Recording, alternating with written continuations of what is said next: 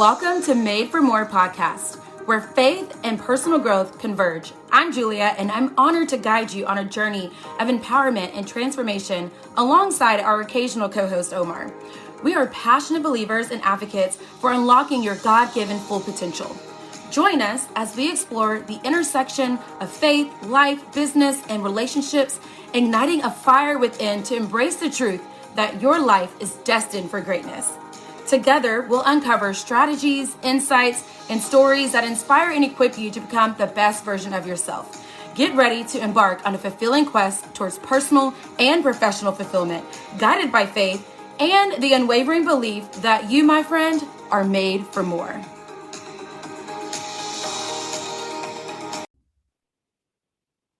Hey, everybody. Welcome back to the next episode of Julia Keeps It Real. I have with me Dani or Danielle Goeppert. Is that how you pronounce your last name? Did I say it right? Well, Goeppert, but you're not German, so you can say Goeppert or Goeppert. Did I even say that right? You're German.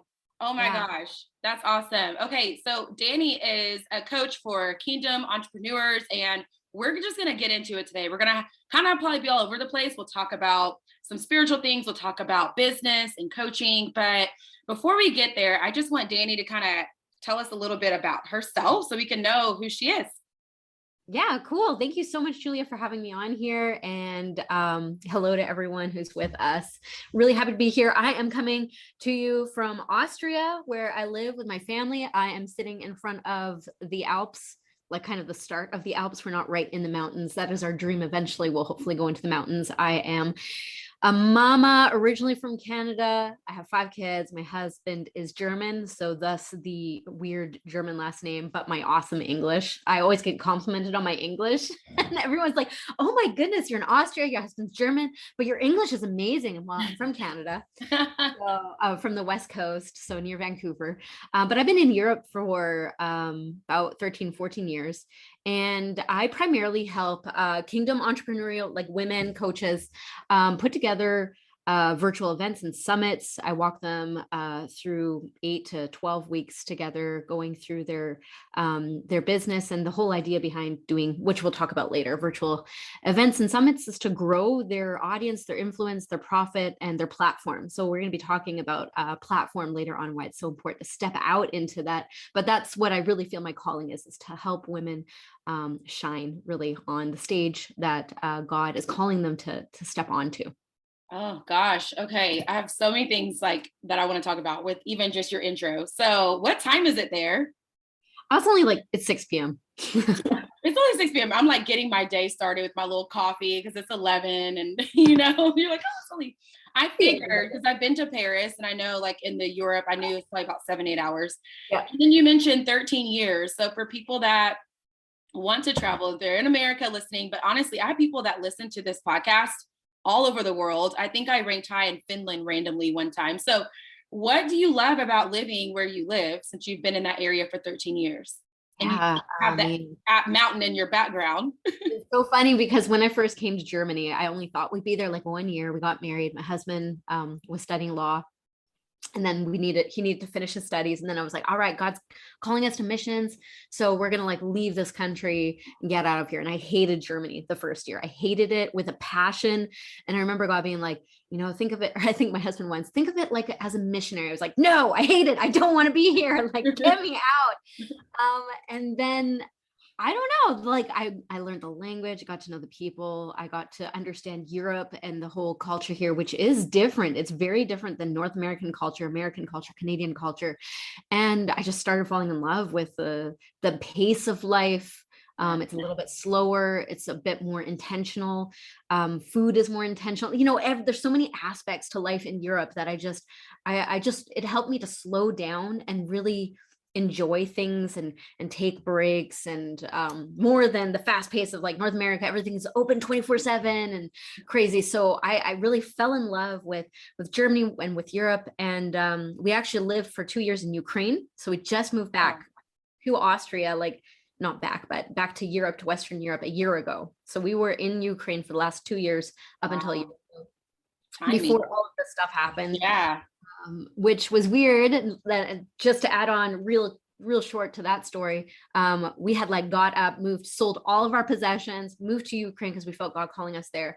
And then we only stayed a couple years, and then we felt God last year calling us back to Western Europe. And we're like, what? This doesn't make any sense. Like, we're learning Russian. We've invested years into learning Russian.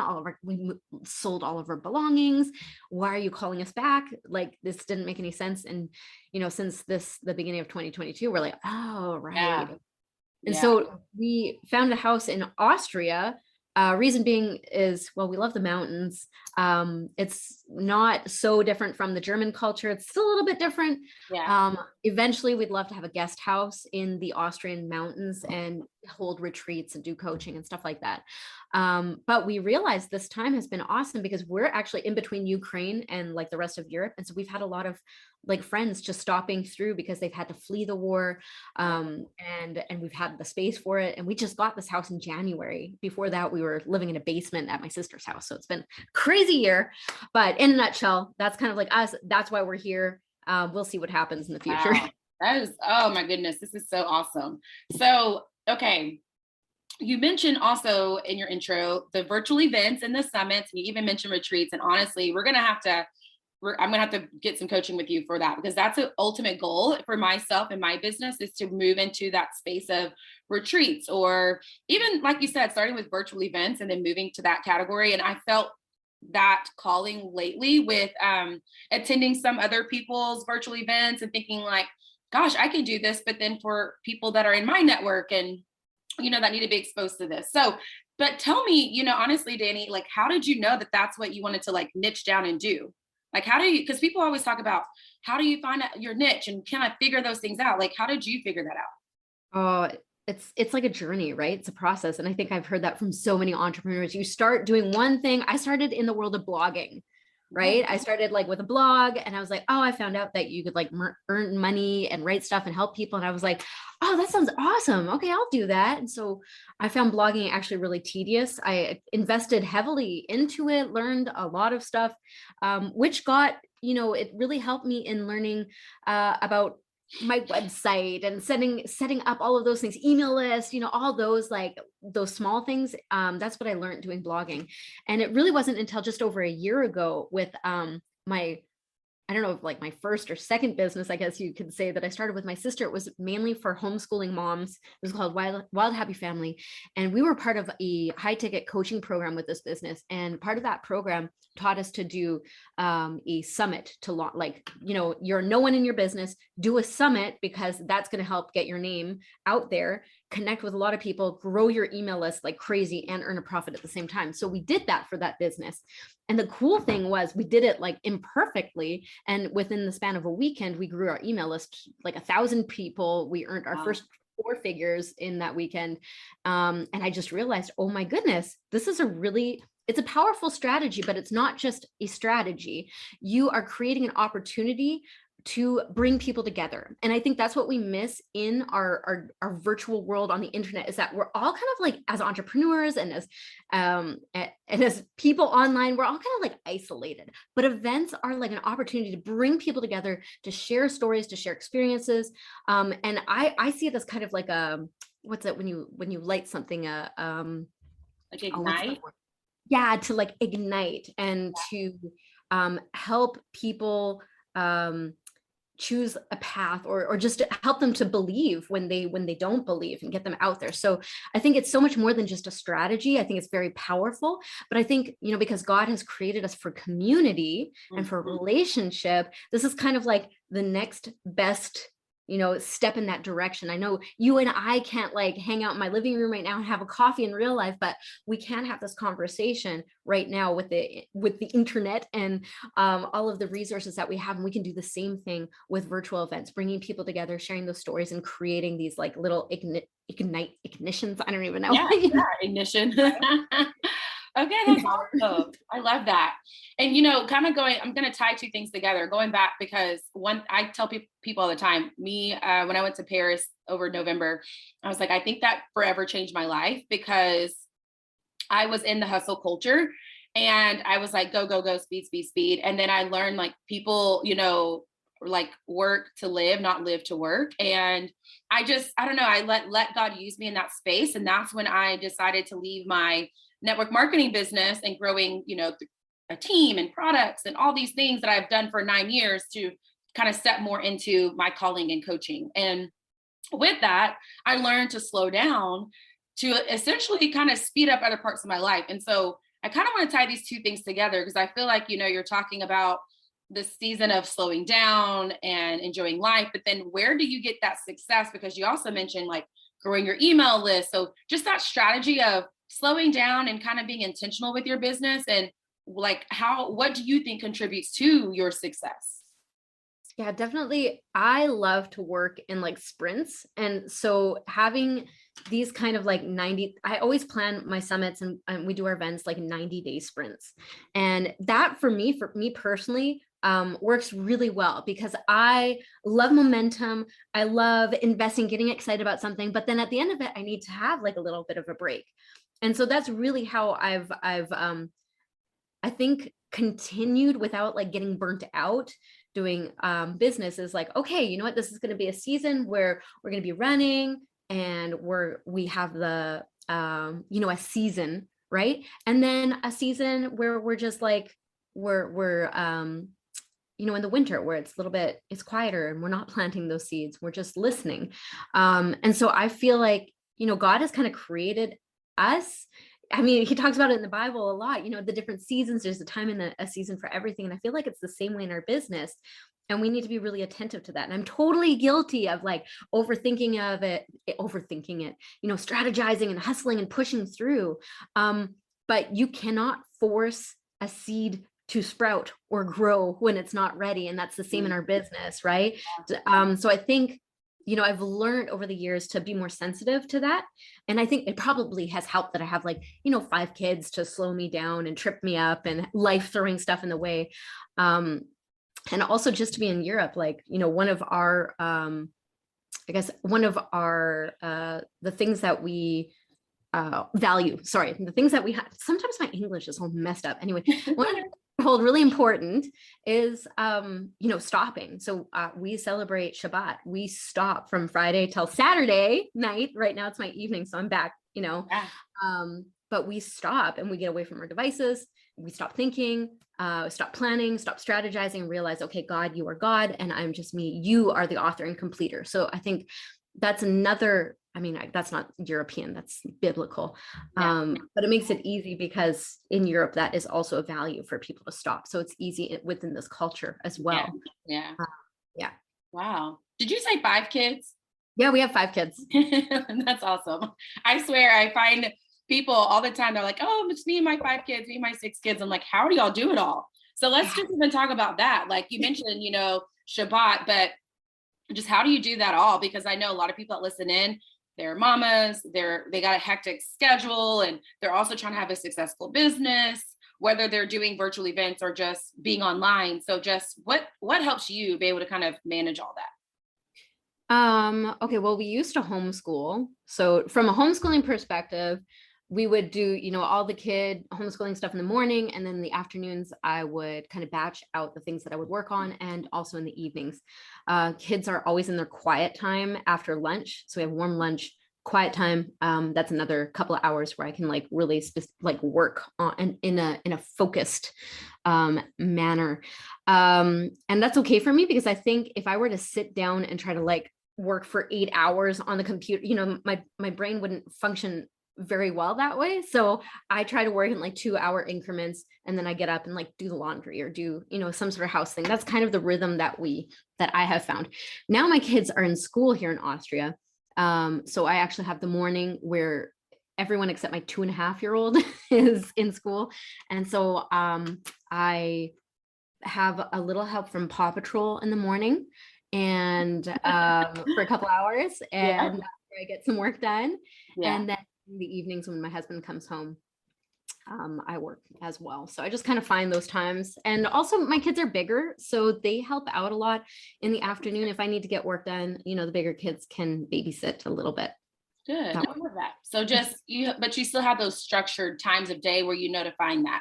I think sometimes people just, again, going back to being intentional about okay, it's nap time at this time, or, it's going to be quiet time at this time. Where can you get that list of things you need to get done and kind of knock out some of those then, instead of just kind of like coming and going? It helps to have kind of like, this is my like to-do list, and I write that if I have something in my head, and then I just keep like a running list of all the things that I need to do that's most important. Like if I have client work or whatever, then it's like there, because if I just sit down at my computer and I don't have anything there, I kind of like, I dawdle and I do busy stuff that's actually not profitable. Yeah.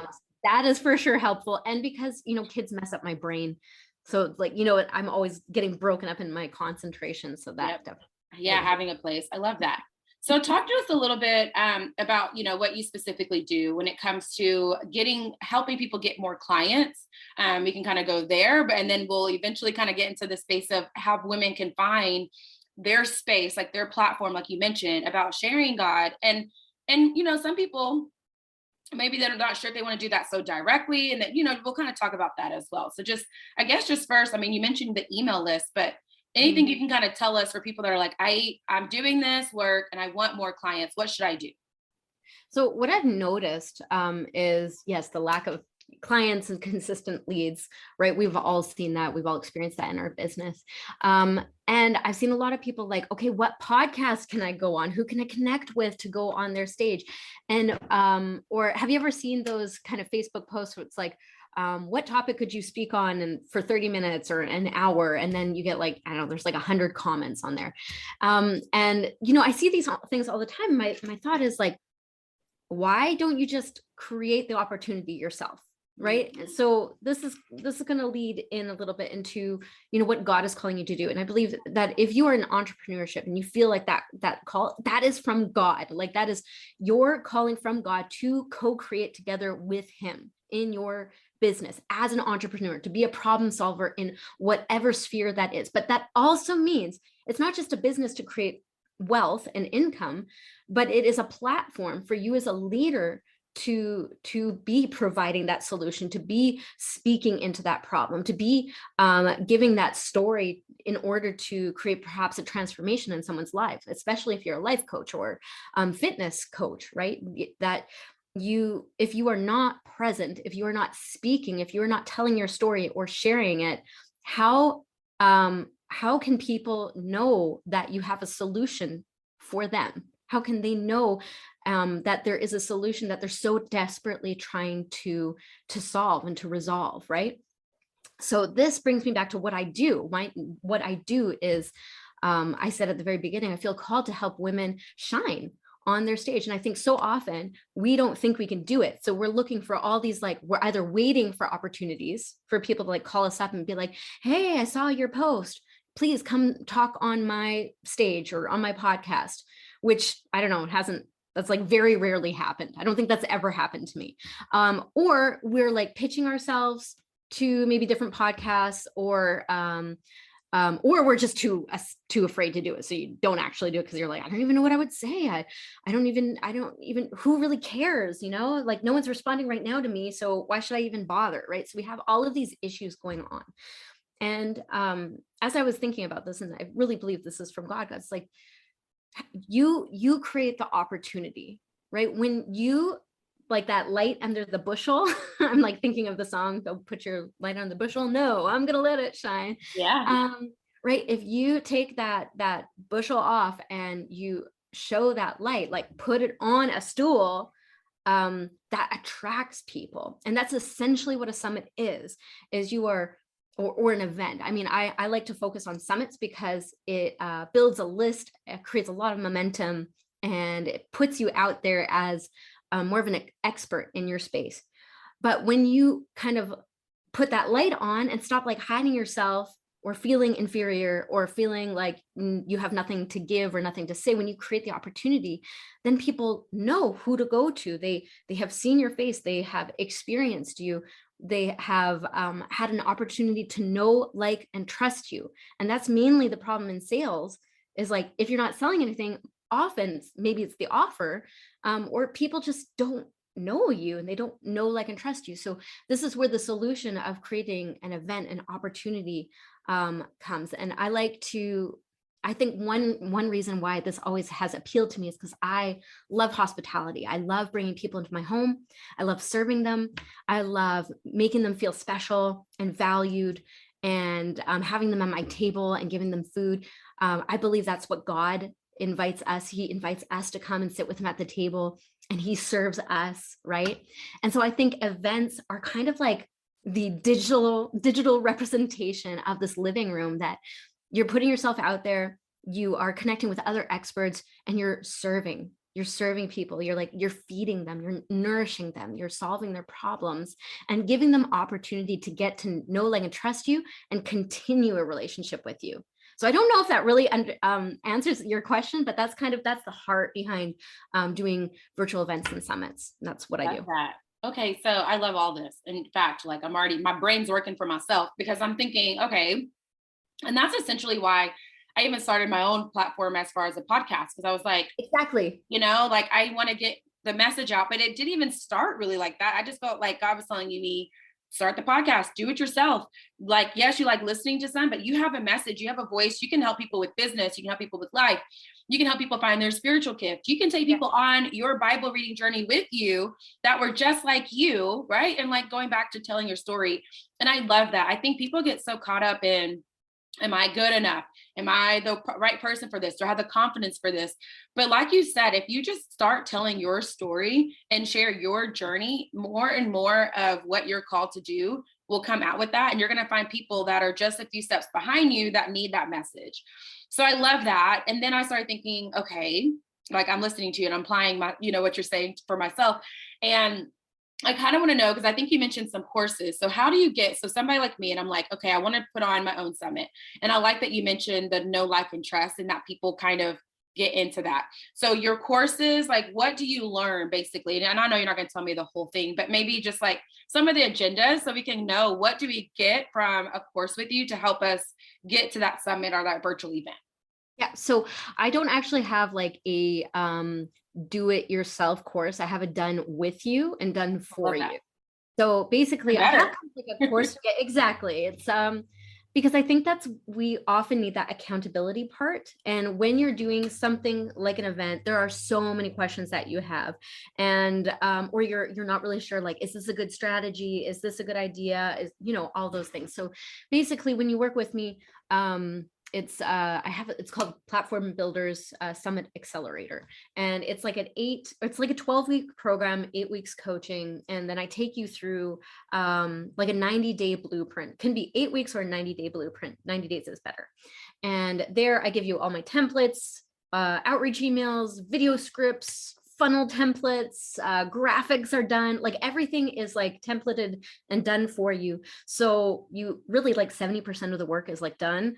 And then all you have to do is kind of like think of who is your dream audience? What is the topic that would really help them? Who are the influencers and speakers that are serving that same audience that you could partner with? And then we walk through that. And by the end of it, you launch your summit and make money and get a big list, and then keep selling to this new email list and community. So that's kind of what it looks like roughly. And there's like a whole, there's a bunch of things in there: how to find speakers, how to talk to people, that's awesome, how to build out a funnel, how to create an offer, all that That's stuff. so cool. I would have never thought. I think this is so cool that you like thought of this as a job, to help people create summits. I don't know. I just never thought about that. But now I'm like, I love this. And so for people in business that maybe you're not a coach, because I do have a lot of people that are in business that are watching, you can still take, what Dani's sharing with you and create your own summit and have it. Maybe it's like a business summit where you're getting like, I kind of think back to the day where people would say, like, let me get my 5 friends that are in different companies or different businesses. Like, you sell makeup, you sell healthcare, you sell this and that. And then, like, you do like a virtual event together. It's kind of like you can do this virtual summit together, and you can even have like leaders in business come on and talk about sales strategies, recruiting strategies. So for people that are not able to transfer this a little bit, because I know some people are coaches that listen in, and I'm also coaching people that eventually want to coach along, like do things like I'm doing. doing, but some of them are still in that self space. And so I just kind of want to maybe kind of break that down a little bit for them to see that vision. And so definitely, we're going to have all of Dani's information in the show notes, and then she's going to, tell us her links and things so we can connect with her. I mean, she's cute as a button. So I just can't wait for you guys to connect with her online. But Dani, can we end with this? Tell us your best, like whether it's your own personal or something you've learned along the way, your best business tip or your best life tip. Okay, so I tend to always end with this, and it's for life and for business, and it's super, super important. And I think we neglect it a lot. It's all about relationship, right? It's very simple, but I think we often neglect it in business because we end up treating people like leads, or we treat them like traffic, or we treat them with words like, sales, right? And we kind of dehumanize the people that we're really called to serve. And the same is in life. It's all about relationship. People are messy. It gets complicated. It gets difficult, but we are created for relationship. And when we operate in that, then we, I think, see many of these blessings or callings that you would have never really realized when you're you're stuck thinking about yourself, because we're called to think bigger and how to serve other people. So it's all about relationship, both in business and in life. So true. I say relationships are the master key. It will get you into any door, because that is the game changer. And, I don't know if you know this about me, but I'm an assistant principal. And so I have to be the disciplinarian, and it's hard sometimes to do that in school because I can't make kids do things, but my relationship with them is what gets them to do the things I'm wanting them to do. And that's the same, like you said, in life and business. And I need that reminder, I think, because like you said, you get so caught up in the sales and the numbers and the strategies and like you said, the traffic of what's coming in, but everyone's people. So thank you so much for your time. How can people connect with you? Yeah, you can find me on Facebook, Dani Goeppert. It's written there somewhere. Yes. I can send you my link. You can go to danigoeppert.com, but I have a link to my program as well that you can check out. Instagram, I'm not really on there. And I just started TikTok, so it's probably going to be all lame videos that I'm trying out and my kids are laughing at me. But definitely on Facebook is the easiest way to reach me. And yeah, awesome. We will put all that in the show notes, but for people that like to, either they can't find the show notes or you're not sure, I'm going to spell Goeppert. I don't think I'm saying it right, but Goeppert is her last name, and definitely connect. One thing about people that tune into Julia Keeps It Real, Dani, is they will find you, they will follow you, because they know that I'm bringing some awesome people on. So I'm excited for them to connect with you, and thank you for your time. Oh, thank you for having me on here, and thank you everyone for listening. Bye.